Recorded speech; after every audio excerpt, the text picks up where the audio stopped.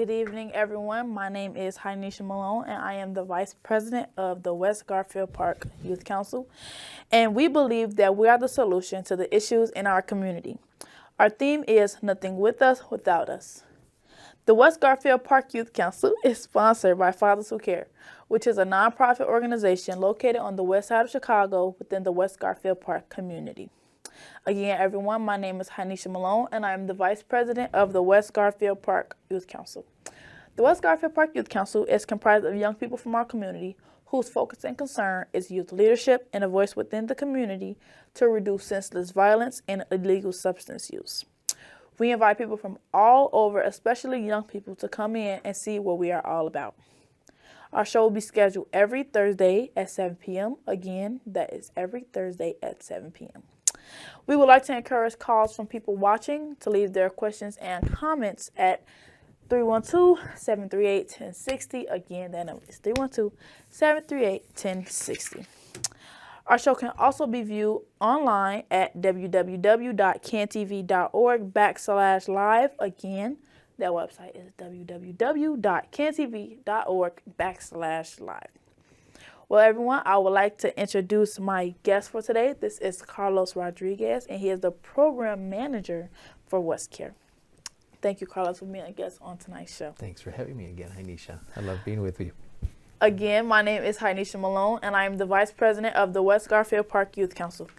You are watching a live interactive call-in television program brought to you by CanTV 21. During the next 25 minutes, we are going to discuss the 7 challenges for young people with alcohol and other drug problems. We invite our viewers watching to call in with their questions and comments at 312-738-1060. Again, that number is 312-738-1060. Our phone lines are now open. So today's topic again is on the 7 challenges for young people with alcohol and other drug problems. And now, Mr. Rodriguez, Carlos, I have a few questions for you. So tell our audience, call me Carlos, yes. Tell our audience, who is Carlos Rodriguez and what is your purpose for existing? Well, again, thank you, Hainisha, and thank you, Fathers Who Care, for bringing me on tonight. I'm always excited to talk to you. My name is Carlos Rodriquez. I hail from the state of New Mexico, but I've been in Chicago for more than half of my life. And, it's interesting when we've talked about this question about what's my purpose, right? Yeah. I always think back to like when I was your age and how different it's changed throughout the years, right? And, but the one core thing that's always stuck with me is I've always wanted to really fight for justice and fight for justice in my community, right? Mm-hmm. So besides the work that I do with prevention, I'm also involved with the Poor People's Campaign. But I think about, how can I be a better dad? How can I be a better husband? Mm-hmm. How can I be a better friend? And so, that purpose keeps me on track. I guess the last thing I would say is I want to really be a safe adult for the young people that we serve. I love that. Thanks. So, what is National Youth Alcohol and Substance Abuse Prevention Month to you? Yeah, to me, this is a time where it's like a chance for us to have like conversations with young people and with each other about the root causes of why young people use drugs and alcohol, right? Yeah. I mean, it ain't like you're just born and then all of a sudden it's like, oh yeah, I'm gonna get high or I'm gonna drink or whatever, right? There's real reasons that we'll explore tonight about why that happens. Yeah. I think the other thing is that when I think about like, there's all these quotes to help us like remember stuff, and I think of that quote about it takes a village to raise a child. We've talked about this before. That's not the whole quote. You know that's just half of it, right? Yeah, I you remember that? Telling me that, Yeah. The rest of the quote is, when a village doesn't embrace its youth, the youth will burn it down to feel its warmth, right? And to me, when a young person uses it, it's usually a sign of something important going on. Yeah. And we want to pay attention. It usually means that there might be something wrong with a village. Yeah. Right? And we should pay attention. Instead of pushing young people away, like suspending them or punishing them, we need to bring them closer, connect with them, love them, and try to figure that out with them, what's going on. So to me, it allows us to have these really good, rich conversations, right? As opposed to just running around with a ribbon saying, just say no. I'm not to put that down. Let me it's say that. better ways to do it though, because it's like when you be like, just say no, it's not really it's not really acknowledging or trying to like get to the root of the problem. It's basically just seeing a problem, being like, just stop doing it. Right. And like, it's not that easy for some people because in some way or form they got attached to this. So it's like you can't just like rip it away from them. That's just like you. That's right. Like you and your family or something like that. Even though this is a deep connection, it's like people get deep into this stuff. So if you just rip somebody away from their family, they're just not gonna be like, oh yeah, just leave your family for the rest of your life and don't talk to them again. Can like, you imagine? What? Yeah, like really? what are you talking about? So that's how people feel when they come to drugs, because like they've used it for so long for reasons to where it's like they were probably like depressed or going through something, so they use these to cope, and they was using it for so long that they got so used to it, and you just tell them to just stop. And it's like if they never found no solutions other than this, and you tell them to take that away, then they feel like what am I gonna have? So you're not giving them no solutions. And also, like, I feel like schools do, like when they suspend kids, like when they find out like, oh, this kid smoke, we finna suspend them, this kid smoke, we finna expel them, they finna get. You're not really trying to like tap into like why they do this stuff or like where they getting it from. You just putting them back out into the world, and they just sitting at home. They probably just gonna sit at home and do it all day. Right. Them coming to school probably is like the only like 8 hours that they get to not do it. Like they spend 8 hours at school. That's 8 hours for them not to smoke. You suspend them, they're gonna be at home probably smoking all 8 hours and stuff like that. So it's like, or like drinking alcohol or anything. So it's like you pulling them away from the opportunity for them to like get away from that. So it's like you not really helping the problem. You like they're kind of being like a part of the problem as well, and they don't really see that. They just think punishment is the first thing. They don't really try to get into. You know, it's such a good point. As you were talking, Anisha, I think of like some of the parents I've worked with, and I get it. It's really frustrating, right? When you've like, oh my God, my son or my daughter's using drugs, and they get angry, they lash out, but really what's inside is they're afraid. They don't want them to get in trouble, right? So I try to teach parents and teachers too to ask curious questions, right? Yeah. Again, keep them close. You said a perfect thing. I think you said it beautifully. Some people use to cope with things that are going on out there, right? Yeah. I don't know what's going on in a person's life. Maybe they've experienced some trauma, right? And so we'll never get to know that if we just suspend them and push them away. Actually, you said it, you nailed it.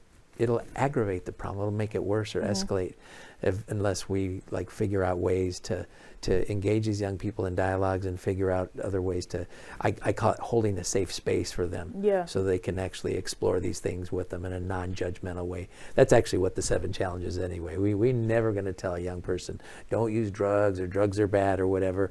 We're going to engage them like a young adult and ask them questions like, what do you like about using? Why do you use, right? We want to get to those deeper questions. But they got to feel safe with you first before they're going to open up. That's what I be feeling like too. Like if you go straight in like why do you use drugs?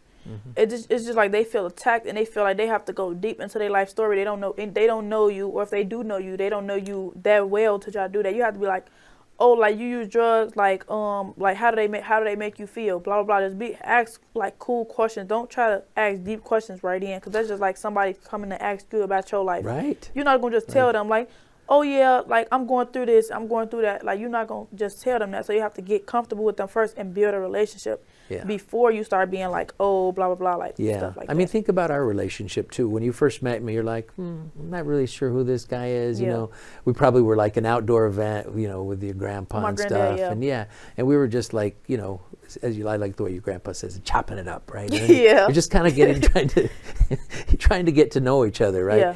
We talk about that a lot in our group. We tell our staff people that work with young people, wait until they give you permission to proceed, right? So it's really important.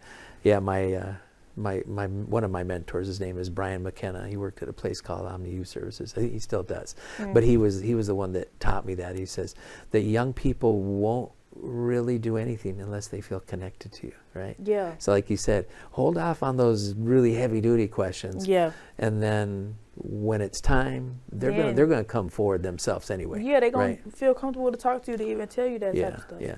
I had that experience this morning. I mean, we came in and I was praising this young woman who just flat out stayed away from these girls that were trying to provoke her into a fight, right? And so I know when she first met me, she would have never told anything about what was going on in her personal life.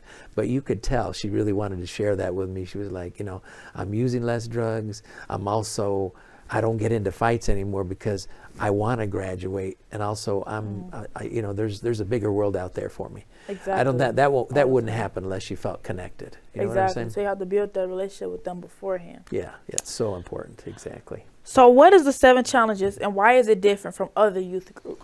Yeah, so we were getting into it already. So in the 7 challenges is really a holistic approach to this whole issue of drugs and alcohol. Remember what I said, you're never going to hear us say drugs are bad, or you should do this, you do that. It's a real respectful program. We're going to take a young person where they're at, right? And deal with the issues that are going on with them there. Matter of fact, I would say probably the majority of our groups, we don't even talk about drugs and alcohol. Eventually we'll get around to it at times because most of the time that's how they got into our groups. But we really want to make sure that, that the idea is that the young person feels engaged in a process where they feel like this group is relevant to my life. It's something actually I can use. Yeah. Sometimes I'll call it a private laboratory where they can practice things, right? Safely get feedback from their peers, maybe get feedback from us, and then we'll come back the next time and see how did that go, and then make adjustments, right? So it's a way for them to make thoughtful decisions about their lives, but also just be real honest in a place where people aren't going to judge them. Exactly. Yeah, I think that's the difference. And so we don't come in like with a secret agenda, like we're going to do this and that and the other. I mean, there's a place for groups like that where you're going to teach different things, right? But this group is really free flowing. They use the challenges to guide themselves. They actually do something what's called a working session, where they think about what's gone well during the week, and they also think about what's not gone well. The things that don't go well, we call them issues, and that's where we can actually surround them with support to work on that stuff. So you start with the good things that happen first? Yeah. We actually ask them, like, you know, like we check in youth council, right? We say on a scale of 0 to 10, how was your week, right? And then we ask them a little bit about, like, what could have made it better? What are some stuff going on, right? And then they have to lead the group. We're not going to come in, you know, sometimes we'll come in with an activity to get them to look at things differently because they like to do things, right? Yeah. But they're actually in charge of the group, right? As soon as they understand how to run the program, they run it, and we just facilitate and support them. That's the difference. You like that? I do. I like that better now, the group. So why is it important to understand how drugs and alcohol can affect students? Yeah, you know, this is the money question, right? Yeah. We know now, okay, through our understanding of science, is that drugs and alcohol really can negatively impact that brain development of a young person, right? So in the back of my head, I'm thinking that all the time. I'm always wondering, like, how is this affecting the way they do stuff?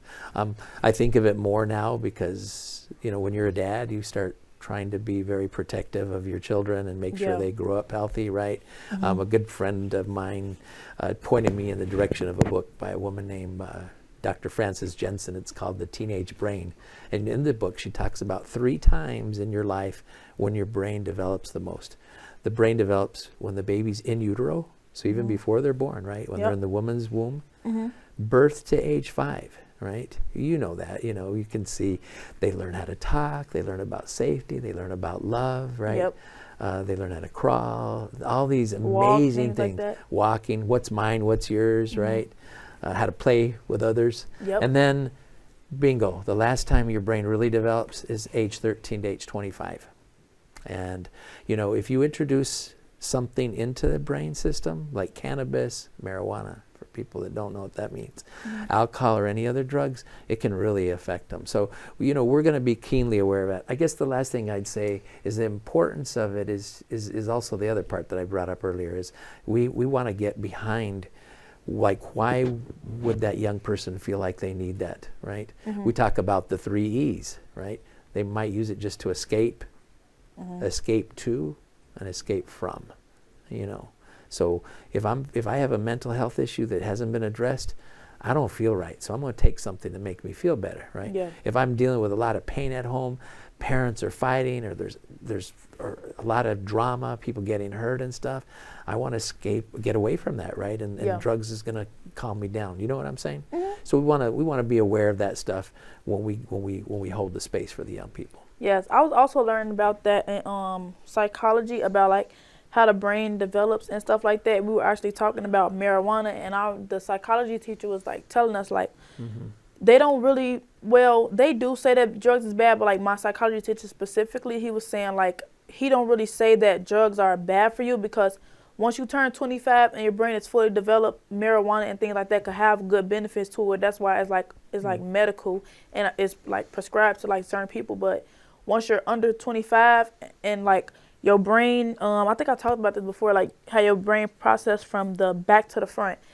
In the front part of your brain, I think it's like the That's called the prefrontal cortex. It actually helps you make decisions, right? Yeah, that's what it is. The decision making right, stuff exactly, like that. Yeah. And I think it's like the frontal lobe or like something like that. You got it, prefrontal lobe. Yeah. Yeah. So like he was like, if you start to smoke, once it's like still processing. So like my brain processing probably like right here, something like that. I don't know. So it's like when you try to like smoke and it like mess with the cells, or you drink alcohol, it messes with the cells, and it like stunts the growth and the development of your brain. So like once you turn 25, it'll be like it won't be as like it won't be at its like full potential, like all the way. Great point. Yeah, let's give the viewers something right now. Here's something for you to take home. We probably talked about this one time, but we're going to tell them anyway about marijuana, since that's something that's really big, right? Okay. You know, I know when you drive on the street, you could smell the potent marijuana out there, right?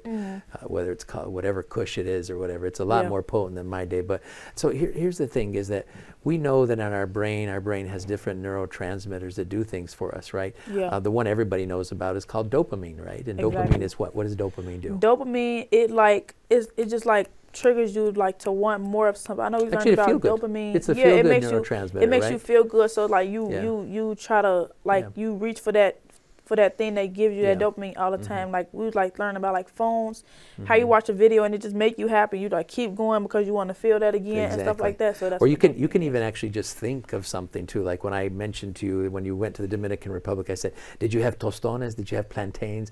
You start smiling because wow, that really tasted good. You actually have dopamine being released, right? Yeah. This is real brief, but with marijuana, okay, this is an interesting thing. We know that there's a neurotransmitter in our brain that's responsible for three things. It's responsible for the learning and retention of new information. Again, the learning and retention of new information. So it's like short-term memory, emotional regulation, and then motivation, okay? That's called anandamide. So it's different from dopamine. Anandamide it's called, right? THC, which is the active drug in the marijuana that gets you high, actually has the same molecular structure as anandamide. So when some people smoke, they smoke it gets into the carotid artery after, first it goes into your lungs, and then the blood passes through the carotid arteries and into your brain, and then the THC goes to the places where the anandamide's supposed to go, and it can block the anandamide from working. That's why some young people say, "Oh, I forgot my homework," and they really did, or they forgot class started this time, or they might feel like drowsy and not motivated to do anything, right? Yeah. Or maybe their mood swings goes like that, right? So that's something for us to be aware of. It's nothing, again, marijuana affects people in different ways. Not each individual experiences the same way. But as a general rule of thumb, we know that as that brain is developing, we want to really protect it, right? It's tough, right? Because you get out there with your friends, it's like, hey, try this, it's not that big a deal and everything. Yeah. But we want to make sure that people understand that part, right? Did that help? Yeah. So anandamide is the same as dopamine? No, it's a different kind of neurotransmitter in your brain. We have different neurotransmitters that do different things in our brain. Okay, so what do the anandamides do? The anandamide is the one that helps you with short-term memory, emotional regulation, and now motivation, right? So now when the THC goes where the anandamides go, it blocks you from being able to have the short-term memory. Yeah, pretend like in your that. brain, we call them receptor sites. They're like little parking spaces, right? Okay. So here's your little car that helps you with short-term memory called anandamide, and it parks, right? For the but when memory. somebody uses THC, it another car comes in, takes the parking spot away from the anandamide. And then it's like, oh my gosh, I remember. You got it. Yep. Got it. Okay, Tell your psychology teacher this and see what they say. Can I write this down, actually? Absolutely. Anandamides? Anandamide. ANANDAMIDE. Oh, MIDE. Yeah, here, let me spell it for you. I love that. Everybody at home is writing it down too. This anandamide. You got it. Okay. Yeah, thanks. Okay, so when a student goes into the 7 challenges group, what can he, she, or they expect to happen in they're group? they're gonna be treated with respect and kindness, no matter what. I mean, I've had some young people that go, I don't want to be effing in this group and blah blah blah. And I tell them right away. I said, hey, guess what? You're doing the challenges already, right? I point to the challenges on the board. The challenge 1 says we decided to be open up and talk honestly about ourselves and about alcohol and other drugs. So they're being honest. So we're going to praise them for that, right? I think the other thing that's important is it's just a safe space to explore what's really going on in their lives. We're not going to just dumb it down to drugs and alcohol, right? Yeah. And then the last thing I'd say, that we want young people to find their place in the world, right? What better place than it with adults that care about them, and then their friends too that are around them, right? Yeah. Hopefully because I believe firmly that every young person has value and they're creative, and I want to help them bring that out and have them shine, right? That makes sense? Yeah. Okay. So what is the most challenging part about working in community outreach? Wow. I thought about that question because you sent it to me ahead of time. And I think the biggest thing is just convincing adults that young people are not scary. It really is. I mean, it's kind of like when there's violence and drug use and stuff, people get, oh my God. Like intimidated. Yeah, but remember what I said earlier. Violence and the drug use is a sign that something important is going on in that young person's life. So don't push them away. Bring them closer. So I'm trying to find other adults that will join me to be able to hold a safe space for these young people so they can explore that stuff. I will never push a young person away. I know there's the law and stuff, and some young people get arrested and stuff, but they're going to come out. And so if they're going to come out, do we want them to just be angry and not have any skills, or do we want to hold that space and love them and care for them, right? To me, I choose the second path. Me too. Okay. So how long have you been mentoring and empowering young people, and what have you learned from them? Oh my God, I'm an old dude, yeah. We're getting close to the end of the show, but let me say this. I've been doing this work since 1993, but actually it started happening way longer than that because I always was thinking about stuff. My dad had very severe PTSD. He drank and stuff and didn't treat my mom very well.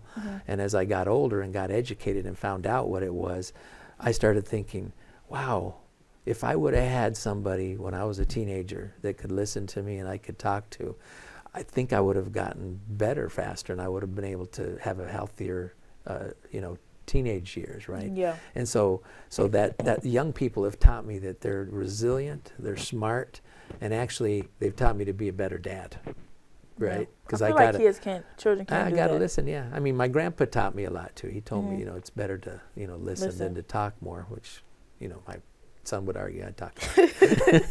But that's the young people have really humbled me about how strong they are. So can you share with our viewing audience some of the programs and or services you know of that have assisted young people in working to promote a safe, healthy, and drug-free community? Yeah. Well, obviously our youth council that meets every week is a good thing, right? Our 7 challenges groups that are in alternative schools. There's a lot of restorative justice work out there. So people doing peace circles, right? Healing circles. There's lots of opportunities to volunteer, which I love. I love the West Side Men. I love BAM. I mean, we got a lot of good stuff on the West Side, right? Very true. And it's just we have to promote it more so that the teenagers and the children know that it's out there, because sometimes they feel like they don't have many options, so they just go with whatever they know. Yeah. I think, and like I said, when you get out there, I get so much respect from young people. You kind of got to be a little bit weird sometimes too. Like I always challenge young people about, I always challenge them. I tell them, hey, I'm going to put this Kleenex box here because you'll be crying because you can't beat me in push-ups. Because I already know because I do push-ups every day, right, when I wake up in the morning. But then they're like, this dad is really doing push-ups in front of me. He's weird. But that draws them in because I'm a real person. Yeah, right? like all of that serious stuff and just trying to act hard, it just makes them reflect that same energy and make it something standoffish and don't really want to open up to you. But once you open to them and you being real, then it's it gives them something to feed off of. They know if you're being authentic or not, right? And I really do care about them. They know that I love them and I'll be there for them, and and it's their choice too. They don't come around I'm not gonna run them Can't down. force them, yeah, Right. because it's their life, you know. Yeah. So if someone is watching is in need of your counseling and or support, how could they contact you? Yeah, so you can call Carlos Rodriguez at 312-504-7263. That's 504-7263. That's my work cell phone number, and I respond to texts. And also you can email me if you want to, carlos.rodriguez@westcare.com. So if you are just tuning in on tonight's show, the guest tonight is Carlos Rodriquez, and we were just discussing the 7 challenges for young people with alcohol and other drug problems. We would like to thank our viewers for watching. For additional information about our youth council, please contact us at 773-287-5821. Again, that number is 773-287-5821, and ask for Miss Princess. And thank you. Tune in next week, same time, same station. Thanks for having me. Hi, Nisha.